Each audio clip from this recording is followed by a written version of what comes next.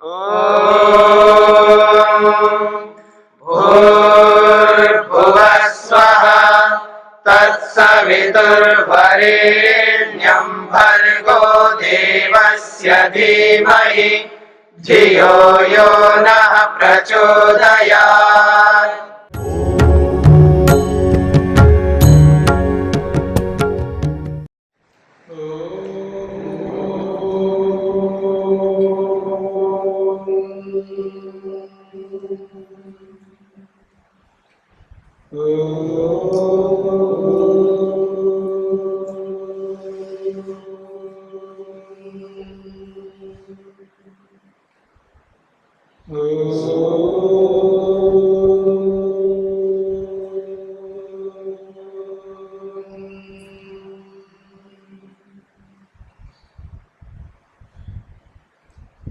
सांख्य दर्शन का 82वां दिन, अध्याय 6, पृष्ठ संख्या 156 और सूत्र संख्या है 49।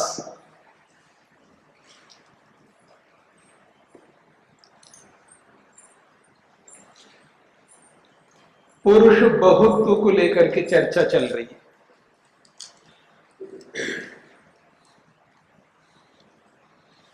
एक प्रश्न उपस्थित किया जा रहा है, ननु मा भूत उपाधितः पुरुष बहुत्वम किंतु पुरुषस्तु एक एव परंतु स प्रकाश स्वरूपः स निज प्रकाशतः स्वात्मानं बहुभावेन प्रकाशयति इति अत्र उच्यते। कहते हैं, ननु एक प्रश्न किया जा रहा है, मा भूत उपाधितः पुरुष बहुत्वम। पहले उसने उपाधि के कारण से पुरुष बहुत है ऐसा सिद्ध कर रहा था और सिद्धांती ने उसका खंडन कर दिया। अब वो दूसरी बात को रखना चाहता है। कहते हैं, मां भूत उपाधिता पुरुष बहुत्व।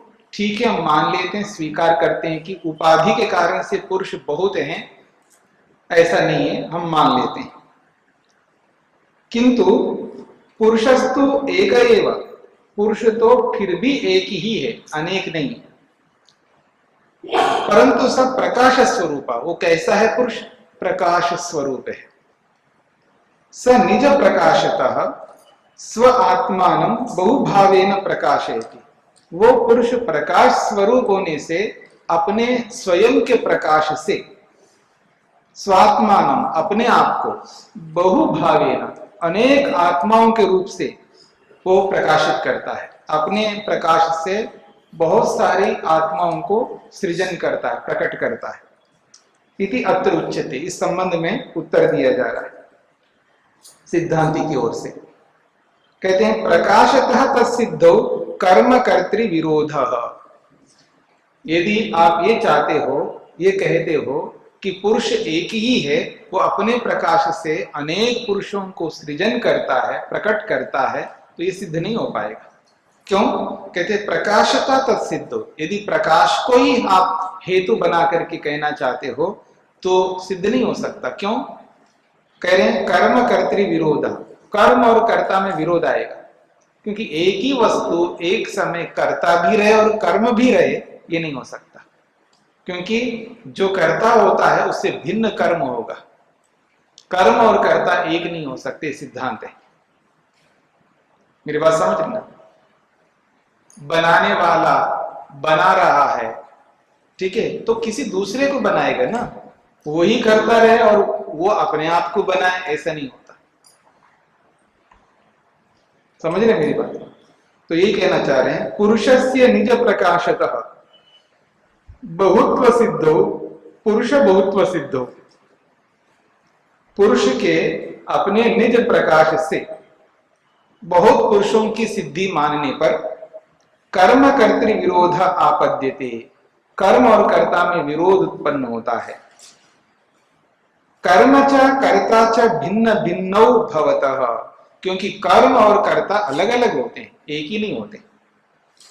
नहीं एकस्य एव कर्मत्वं कर्तृत्वं च उभयं भवति, ये कोई बात नहीं है, ना कोई सिद्धांत है, ना व्यवहार में ऐसा होता है कि एकस्य एव, एक ही वस्तु कर्म भी बना रहे और कर्ता भी बना रहे, दोनों बना रहे, ये नहीं हो सकता। प्रकाशक खलु प्रकाश्यम अपेक्षते, जो प्रकाशक होता है वो किसी प्रकाश्य को अपेक्षित रखता है, जिसको प्रकाशित करना चाहता है वो अपने से अलग होगा। इसलिए कह रहे हैं प्रकाशक खलु प्रकाश्यम अपेक्षते, प्रकाशक जो है प्रकाशित होने वाले पदार्थ की अपेक्षा रखता है। यम ही स प्रकाशयेत्, जिसको प्रकाशित करना चाहता है। प्रकाश्यमंतरेण प्रकाशक सिद्धिरपि न भवति, प्रकाश्य के बिना प्रकाशक की भी सिद्धि नहीं हो सकती, क्योंकि प्रकाशक तभी माना जाए कोई प्रकाश्य हो, कोई प्रकाश्य नहीं है तो उसको प्रकाशक कैसे कहेंगे? बात पकड़ में आ रही है? आप कर्ता किसको कहोगे? कोई बनने वाली वस्तु हो, निर्माण होने वाली वस्तु हो, कोई बन सकती हो, उसके होने पर ही तो कर्ता बनेगा ना कोई। जब कोई वस्तु ही नहीं है जिसका वो निर्माण कर सकता हो तो फिर वो कर्ता कहेंगे, कैसे कहोगे आप?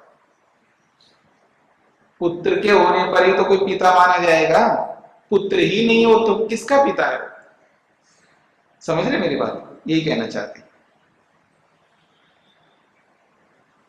तस्मात् अदोष कल्पना अपि न युक्ता, इसलिए ये दोष युक्त है। कल्पना जो है ये ठीक नहीं है कि अपने प्रकाश से अनेक आत्माओं का सृजन करता हो भगवान, ऐसा नहीं। सूत्रार्थ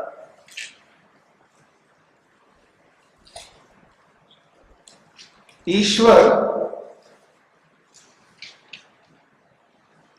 अपने अंदर से अनेक पुरुषों को बना देवे, ईश्वर अपने अंदर से अनेक पुरुषों को उत्पन्न कर देवे, ऐसा माने, ऐसा माने तो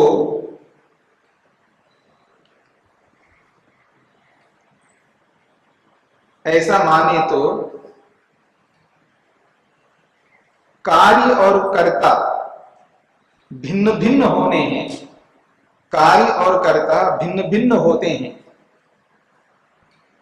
कार्य और कर्ता भिन्न भिन्न होते हैं, इस बात से विरोध उत्पन्न होता है, इस बात से विरोध उत्पन्न होता है।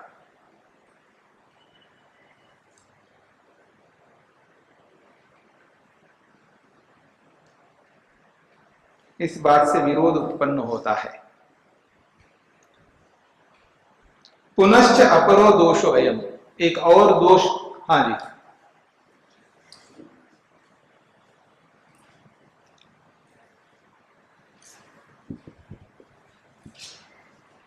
कार्य और कर्ता, ओम समझिए, कार्य और कर्ता भिन्न भिन्न होते हैं, तो इसका मतलब कि दो वस्तु हो जाएगी जी। इस सूत्र का ये हम समझे। यही है कि जो भी निर्माण करने वाला जिसका निर्माण करता है उससे अलग होता है, तो कार्य अलग होता है और कर्ता अलग होता है, ये सिद्धांत है। एक ही कर्ता रहे और एक ही कार्य रहे, ये नहीं हो सकता, ये कहना चाहते हैं। जी सुन, तो ईश्वर अपने अंदर से, जो ये पूर्व पक्षी का आरोप था कि बहुत, हाँ, तो वो स्वयं प्रकाश स्वरूप है, अपने प्रकाश से अनेक उत्पन्न करता है, अपने अंदर से उत्पन्न करता है, ऐसा कहते हैं ना।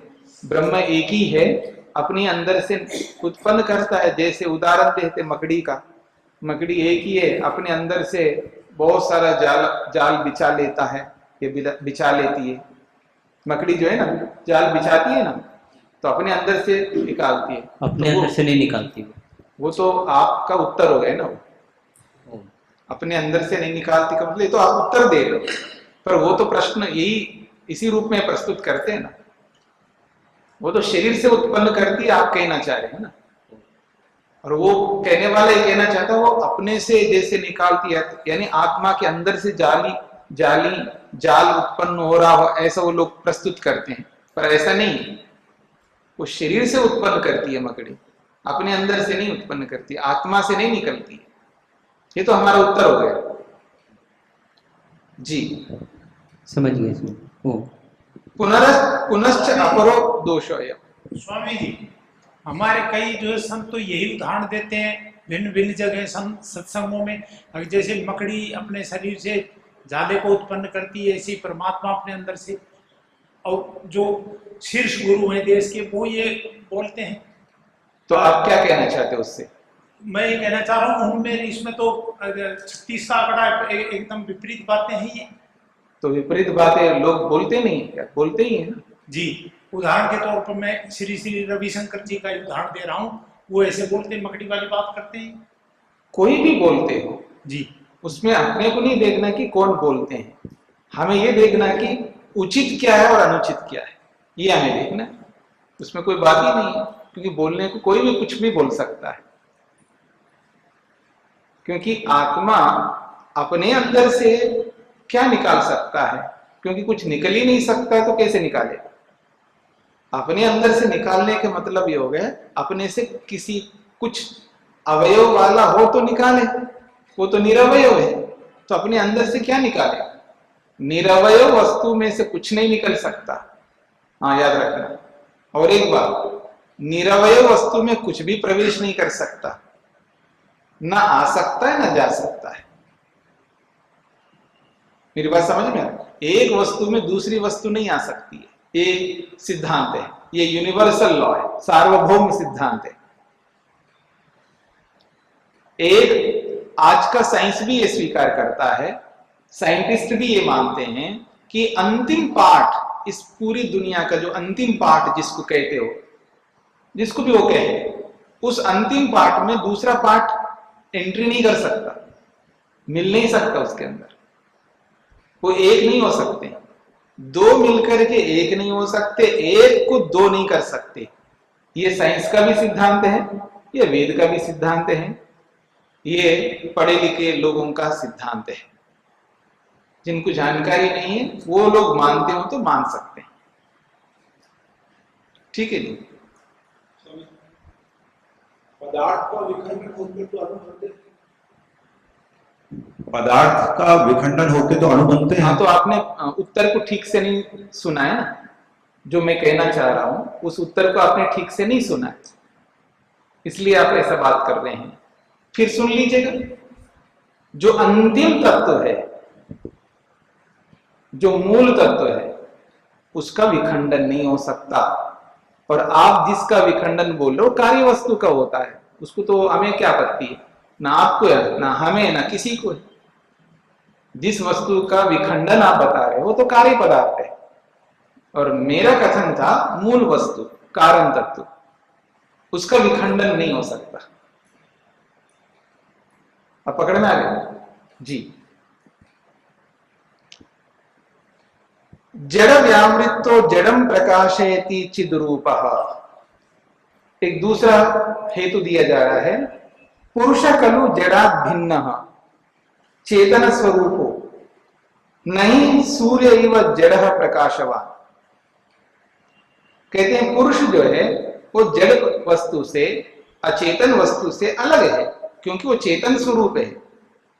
नहीं सूर्य इव जड़ प्रकाशवान, वो सूर्य के समान प्रकाश वाला नहीं।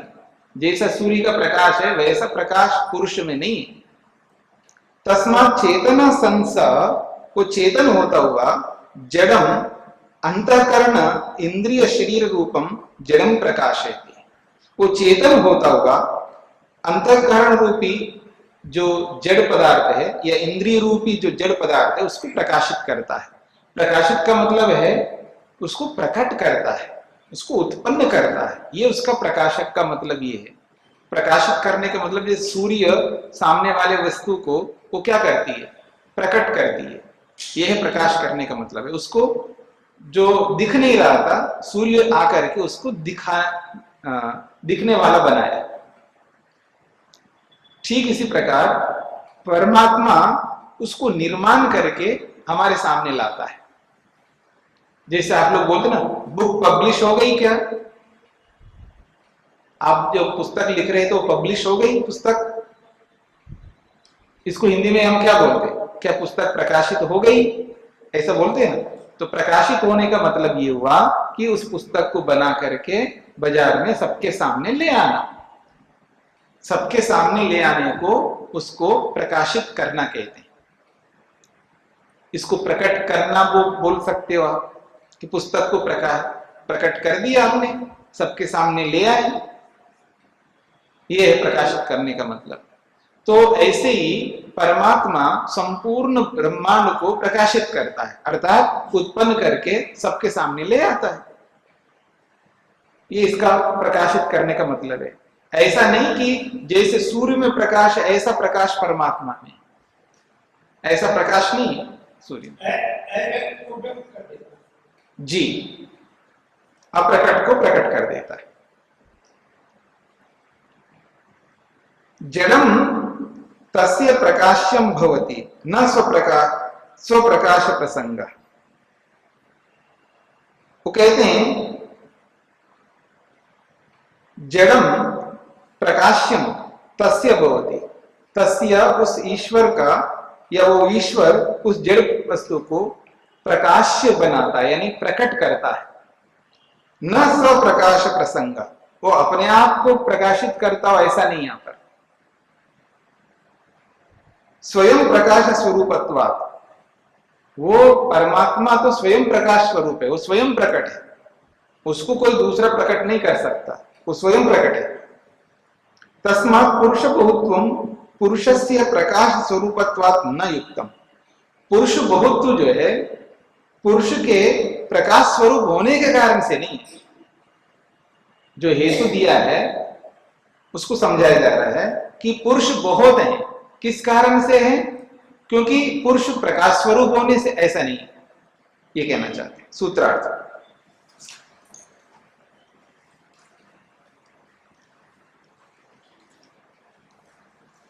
ईश्वर जड़ वस्तु से भिन्न होता हुआ, ईश्वर जड़ वस्तुओं से भिन्न होता हुआ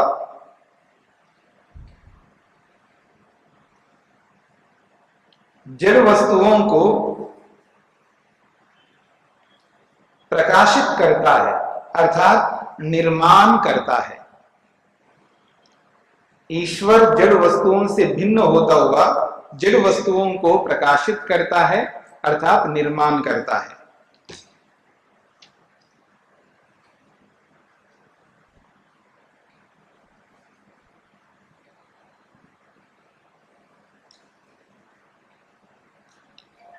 एक प्रश्न उपस्थित किया जा रहा है, यदि एवं पुरुष प्रकाश स्वरूपो न सूर्य इव प्रकाश धर्मवान। आप कहते हो पुरुष जो है प्रकाश स्वरूप नहीं है, अर्थात सूर्य के समान प्रकाश धर्म वाला नहीं है। तभी हमारा प्रश्न है, आप ये क्यों बोलते हो फिर ईश्वर के लिए? वेदाहमेतम पुरुषम महांतम आदित्य वर्णम तमसः परस्तात् तमेव विदित्वा अतिमृत्युमेति नान्यः पंथा विद्यते अयनाय। इस श्रुति में, इस वेद मंत्र में स्पष्ट लिखा है आदित्य वर्णम तमसः परस्तात्, आदित्य वर्ण वाला है, उसको तो प्रकाश स्वरूप तो बोला जा रहा है। तो आप कैसे कह सकते हो? इति श्रुति तो विरोधस्य, फिर तो श्रुति से विरोध आ जाएगा। अतः श्रुतौ सूर्य इव प्रकाश धर्मवान पुरुष उक्त एव, इसलिए श्रुति में आत्मा को यानी पुरुष को सूर्य के समान प्रकाश धर्म वाला बता भी दिया है, और आप कैसे कहते हैं उसमें प्रकाश नहीं है? ये प्रश्नकर्ता ने प्रश्न उपस्थित किया है। अत्र उच्यते, इसका समाधान किया जा रहा है। न श्रुति विरोधो रागिणाम वैराग्याय तत्सिद्धे। इसमें श्रुति में कोई विरोध नहीं आएगा। हम जो कह रहे हैं और श्रुति जो कह रही है, दोनों में कोई विरोध उत्पन्न नहीं होगा। क्यों? रागी नाम वैराग्याय, ये जो रागी लोग हैं ना, रागी लोग, उन रागी लोगों को वैराग्य उत्पन्न करने के लिए ऐसा कहा गया है आदित्य वर्णम तमसः परस्तात्। ठीक है जी। तो कहते हैं श्रुति विरोधो नास्ति, वेद में कोई विरोध उत्पन्न नहीं होगा। यतः क्योंकि श्रुतौ रागिनां जनानां वैराग्याय संसाराद वैराग्योत्पादनाय सूर्यैव प्रकाशवान परम पुरुष परमात्मा सूचितः।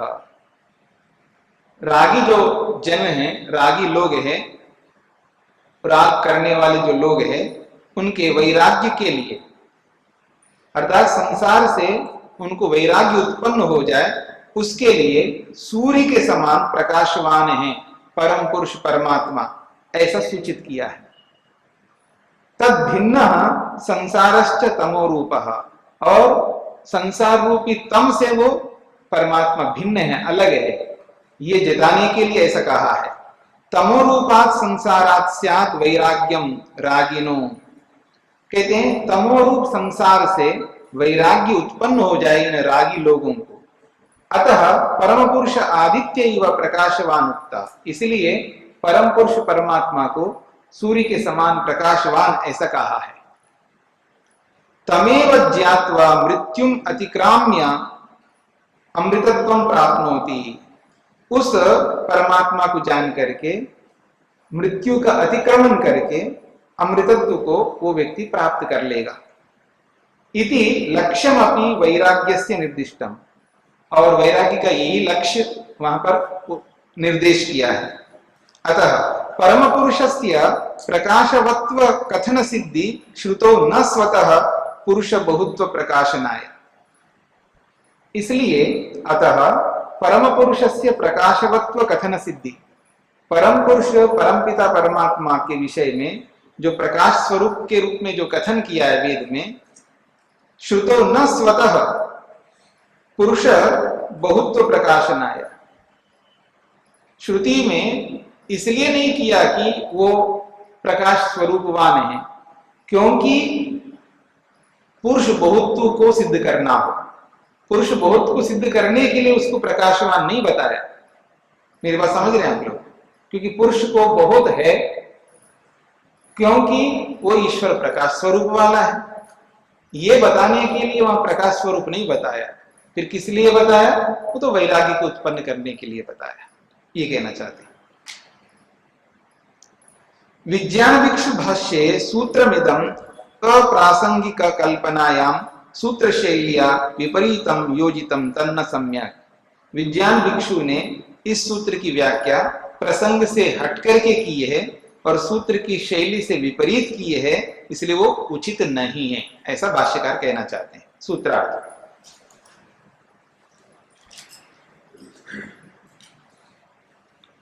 ईश्वर प्रकाश स्वरूप है, ईश्वर प्रकाश स्वरूप है, इस कथन से, ईश्वर प्रकाश स्वरूप है इस कथन से श्रुति में कोई विरोध नहीं होता।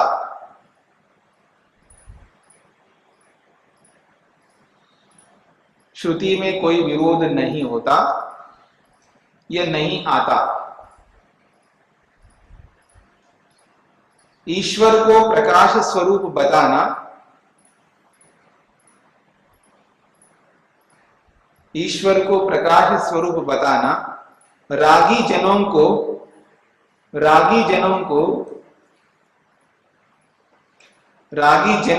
वैराग्य उत्पन्न करने के लिए कहा गया है। रागी जनों को वैराग्य उत्पन्न करने के लिए कहा गया है।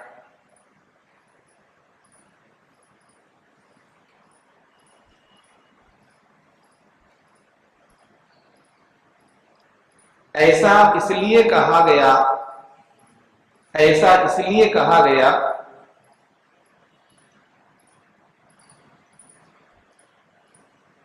क्योंकि ईश्वर ज्ञान स्वरूप है, क्योंकि ईश्वर ज्ञान स्वरूप है, क्योंकि ईश्वर ज्ञान स्वरूप है।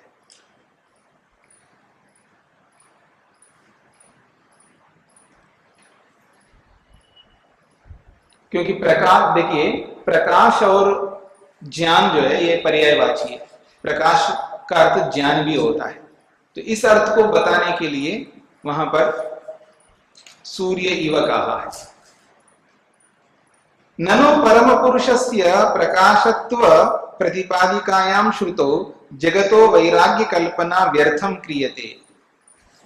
कहते हैं परम पुरुष के प्रकाशकत्व की प्रतिपादन वाली इस श्रुति में जगत से वैराग्य की कल्पना जो की जा रही है कि जगत से वैराग्य हो जाए, ये जो कल्पना की जा रही है ये कल्पना व्यर्थ है, जरूरत नहीं है।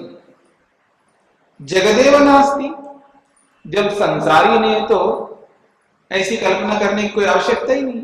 जगदेव नास्ति, जिस जगत से वैराग्य उत्पन्न करने के लिए ये कल्पना जो आप कर रहे हो ताकि मनुष्य को वैराग्य हो जाए, ऐसी कल्पना करने की कोई आवश्यकता नहीं है। क्यों?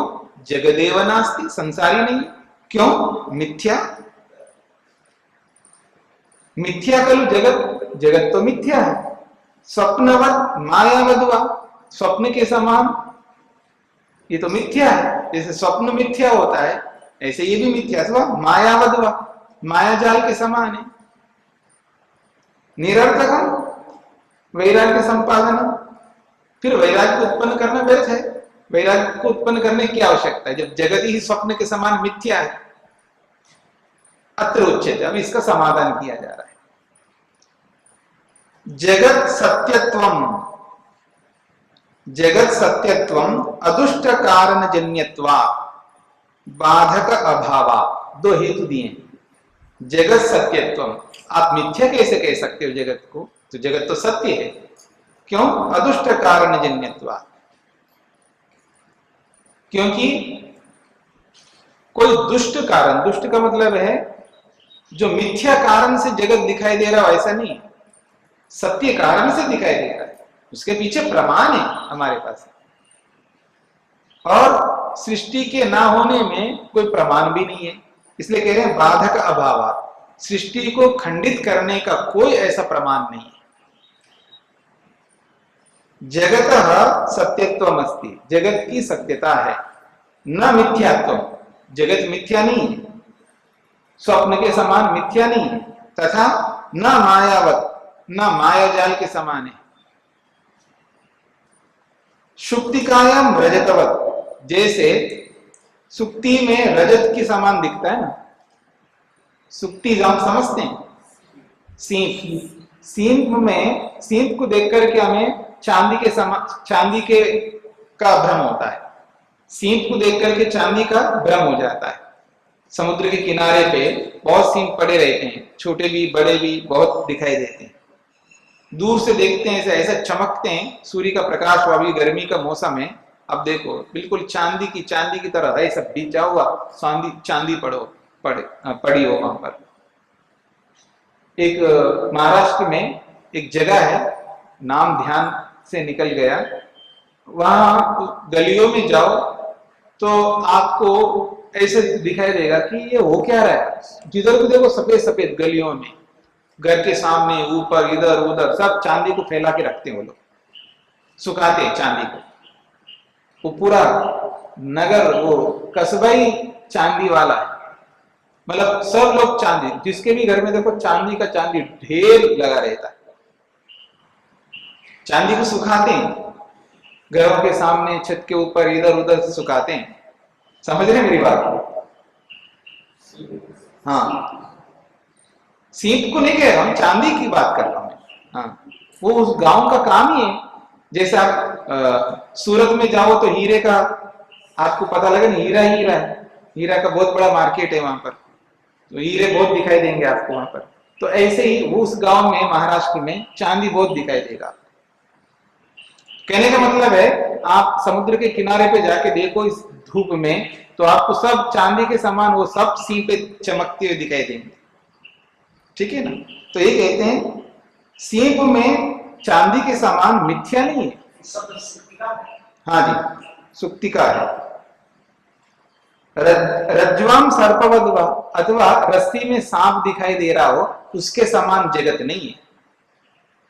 यथा, क्योंकि नहीं दुष्ट कारणात् जगतो जन्यत्वम, किसी मिथ्या कारण से जगत उत्पन्न नहीं हो रहा है यहाँ पर।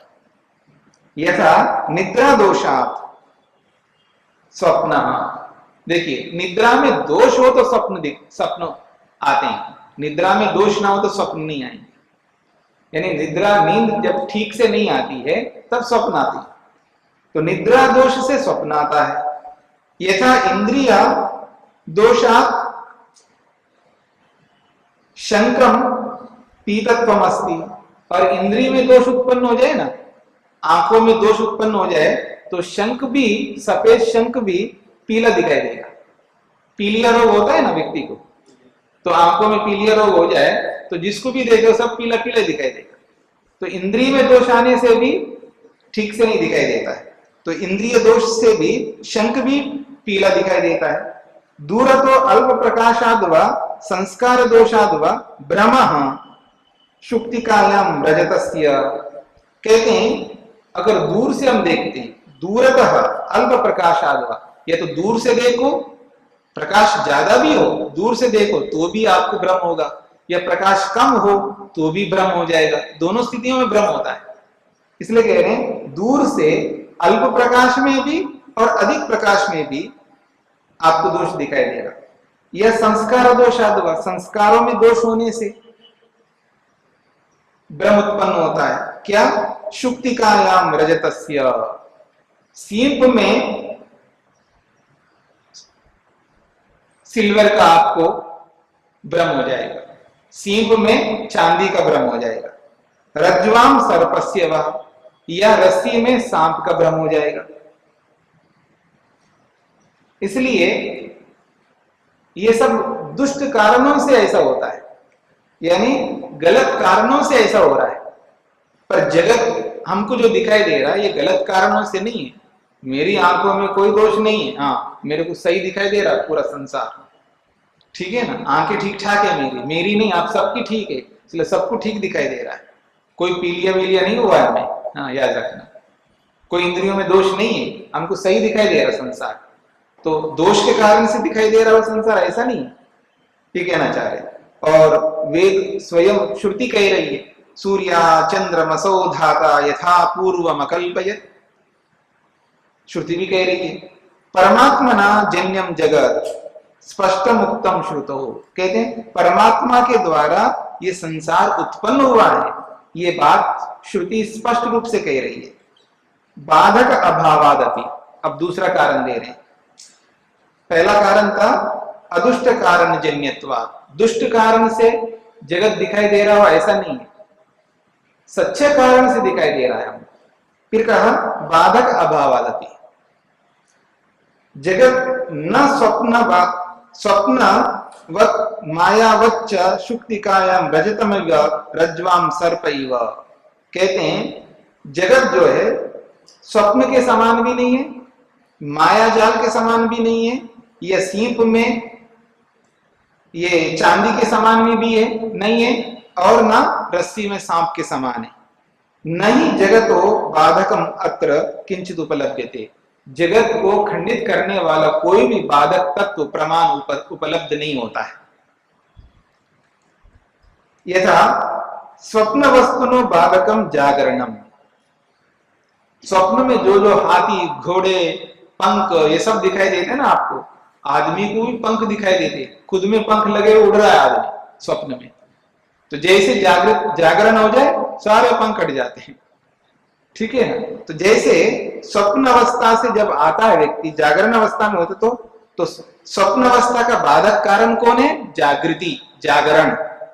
यथा वा मायावता शुक्तिका रजतस्य रज्जु सर्पस्य बाधकम आवरण द्रव्यम विच्छेदः, कहते हैं जो सीप में चांदी का भ्रम हो रहा है या रस्सी में सांप का भ्रम हो रहा है, तो जो बाधक क्या हो रहा है वहां पर, कम प्रकाश, उसको हटा दो तो ठीक दिखाई देने लगेगा। या दूर से आपको चांदी दिखाई दे रही है, चांदी के रूप में दिखाई दे रहा है, कौन? सीप, तो पास में चले जाओ, तो पास जाना उस बाधक का कारण है, या यूं कहिए उस भ्रम का कारण है। तो भ्रम के जो जो कारण है उनके आने पर सारे भ्रम हट जाते हैं, पर यहां को ऐसा कारण उपलब्ध ही नहीं है, भाई मेरे को भ्रम हो रहा है और वो भ्रम का जो कारण है वो आ गए तो अब मेरे को सृष्टि दिखाई नहीं दे रही, ऐसा तो है ही नहीं। सृष्टि तो बिल्कुल प्रत्यक्ष है, प्रत्यक्ष प्रमाण से दिखाई दे रहा है। तो ये कहना चाह रहे हैं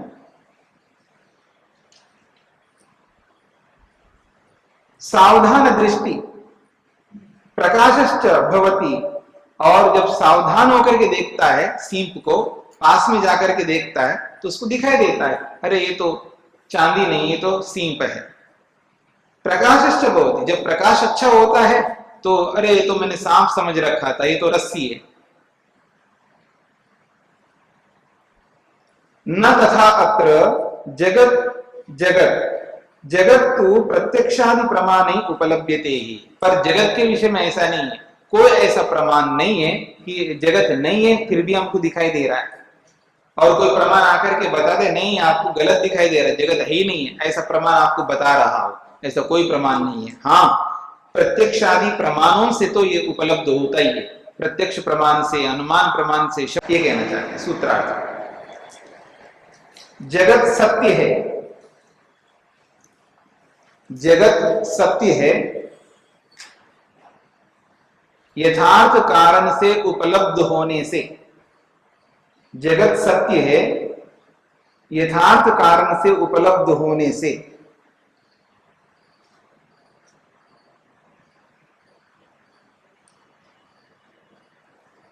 और जगत को मिथ्या सिद्ध करने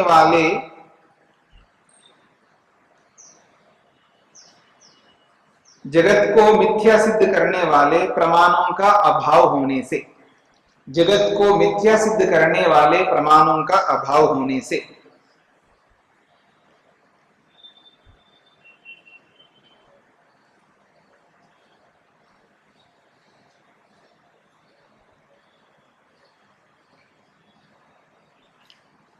अगली बात पुनश्च, और एक बात कही जा रही है, प्रकारांतर असंभवात सदुत्पत्ति ही।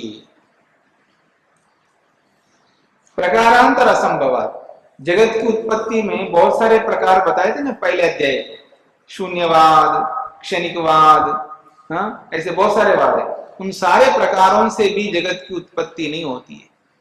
इसलिए जगत की उत्पत्ति हो रही है तो सदुत्पत्ति हो रही है, यानी सत्तात्मक अव्यक्त कारण प्रकृति से ही सत्तात्मक ये जगत उत्पन्न होता है। ये है सदुत्पत्ति का अर्थ।